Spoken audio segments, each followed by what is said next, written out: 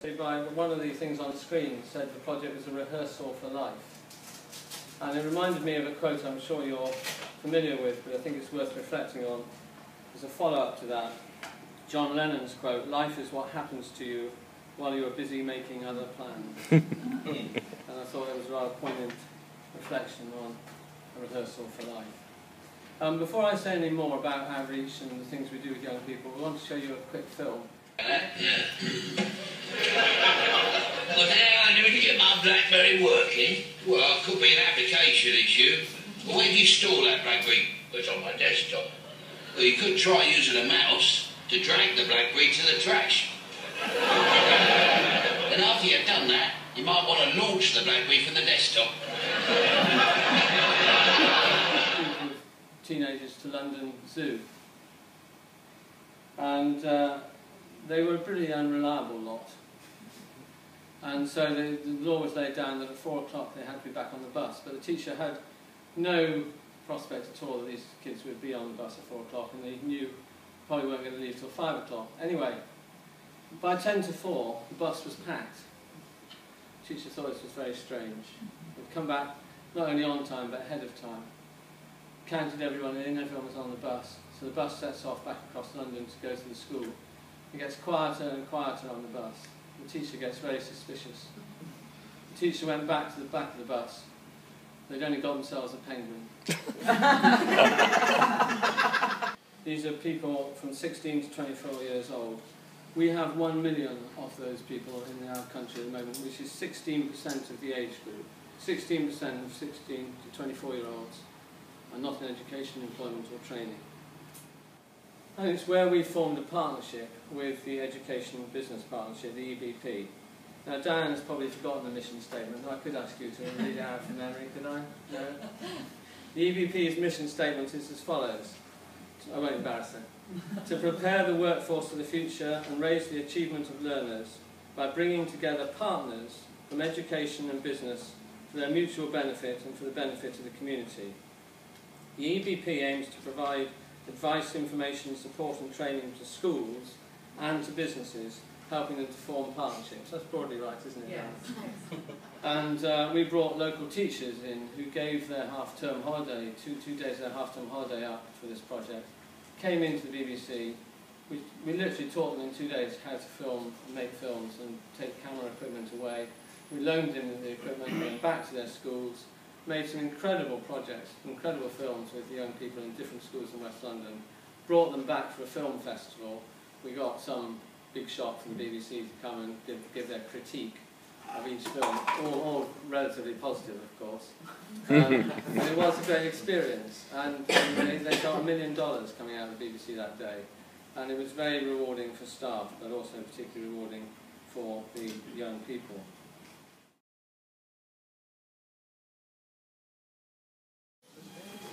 Thank you for the invitation and the opportunity to present a current project of our company here in Denmark. And my name is Andrea Kojako, and I'm a psychologist and researcher and project staff member of Actvise, the project which I will present today. First, a few words about VIfin. Since it is established in 1999, VIfin stands for Analysis, Consulting and Interdisciplinary Research, and it is a small research company, non-university,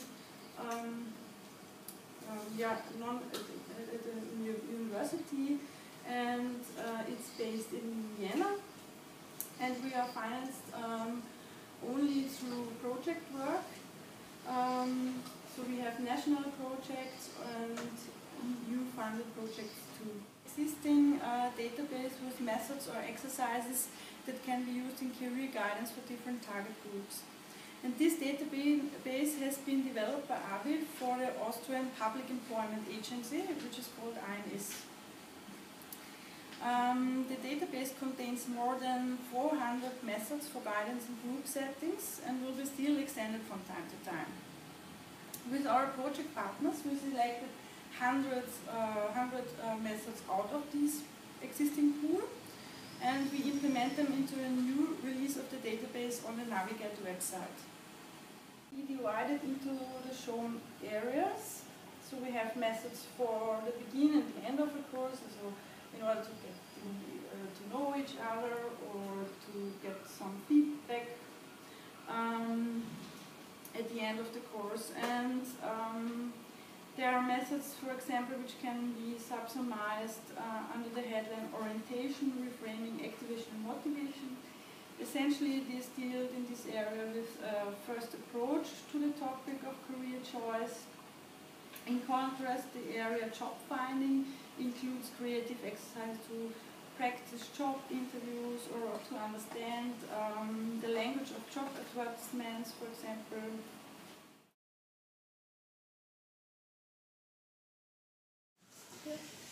Well, the first thing I would like to hear your input on is what do you personally feel are the biggest issues among young people today when it comes to choosing their educational career? Anna? You want me to start? Yeah. Okay. I think there's maybe two perspectives to take in it, because one is sort of like what the country needs, or the government's aim, or the parliament's aim for this group is that like 95% want them to complete a youth education in Denmark. And we're not near that goal yet. We're around 80-85% who actually complete a youth education. And that's really a big problem in these years. But if you take the young perspective in this part, I think a lot of young people, they feel a lot of pressure in these years. Of course, there's a lot of talk in the media, and they want them to complete educations and get further education and so on. So I think a lot of them feel there's a great pressure on them. I suppose I'll be speaking from a perspective of England rather than the UK, and from a London perspective as well. And obviously what we've done with our projects, we're focusing very much on speaking and listening, and that seems to be a very big issue with the young people that we're working with. Alec drew attention to this when he was talking about employer surveys regarding young people's skills when they're going into the workplace. What we're finding is a lot of the young people we're working with don't have the literacy and numeracy skills. They're very limited, and one of the ways that they're trying to address this in England anyway is called raising participation. As it stands at the moment, young people can leave school at 16 and not go into anything, so they could just go on the dole or income support, whatever it's called. But one of the ways they're trying to deal with this is encouraging, by making it legal, they have to stay on to any sort of education or training, or they can go into employment where they would get some sort of training until, currently it's up until they're 17, that's going to be in 2013, and then by 2015, am I right, Yeah. John? It'll be, they will be staying in some form of educational training until they're 18. This very much a social definition of young people. So we actually work with 11 to 25-year-olds, and that was the recognition that young people are taking a lot longer to reach independent adulthood. So I agree with Anna.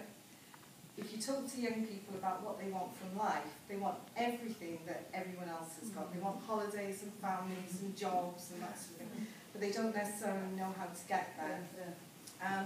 Certainly in the service that I run, we have what's called an alternative education programme, which are young people who are excluded from school. We also have a number of keeping in touch workers who keep in touch with young people who are unemployed and try to move them on. And what both Di and Anna have said is completely true with the young people that we're working with. Very low basic skills, a great deal of pressure to make choices when they're not ready, an awful lot of social problems with the young people that we're working with. The area that I live and work in is what's known as very deprived area. We're into 4th generation unemployment. The starting point for the MIMO project was to realize that we have common challenges in society all over the Europe. As we have already tomorrow heard some of them, for example, youth alienation and social exclusion. So this is kind of trend, I think, nowadays to talk about this kind of stuff. In Finland, and I believe also in Denmark, you have heard about results, these researches, where it is very clearly shown that culture and art are means of enhancing well-being. So when we are practicing art, it has direct impact on our well-being. So this is very challenging target group. They are youngsters who are attending in school, in secondary school mainly, and so teenagers. And we are doing with them art workshops. And so we have cooperated a lot with different schools and also youth work centers, but actually it has been really difficult to find from this age group those youngsters who are interested to do these art workshops. At the abstract level, we can say we want to develop positive interpersonal dynamics, self-image, communication skills of youngsters, local, global awareness, and through participatory creative group activities found in performing arts. But also we have concrete aims to create methods and tools for youth and social workers as well as teachers and artist practitioners in order to help their work with youth. And of course this is something we are trying to develop and make documentation and then disseminate these results. So this art-based method course, here is the structure of the studies what we have there. So it's maybe theoretical view here. And for the youth, we have had these workshops and art clubs. The main area we have worked has been theatre and then dance clubs, but also we have had some clubs about puppetry and fine arts, and then also media classes for youngsters. This is Finnish, but the subtitles are in English, at least the most. Samassa talossa. Ja nuorilla on sellainen oma porukka, joka on tiimi tehotoivo. Ja silloin itse asiassa semmoinen, se sama asia pitää osata siinä, että näytelmässä sanoo yhtä aikaa ja vielä ehkä isommin. Maybe a feeling of it, or maybe concrete, what are you doing, whatever. It's totally free. And again, 1, 2, 3. What do you see now? Someone carrying a lot of weight. Someone carrying a lot of weight. I think it's juggling priorities. Despair. Despair. Someone wants to sleep. Yeah. Want to sleep? Yeah. Boring, perhaps. What do you see? Scuba diver. Okay. Entering paradise. Asking why? Maybe I see someone who's jumping out without a security net. Someone looking for divine intervention. Yeah.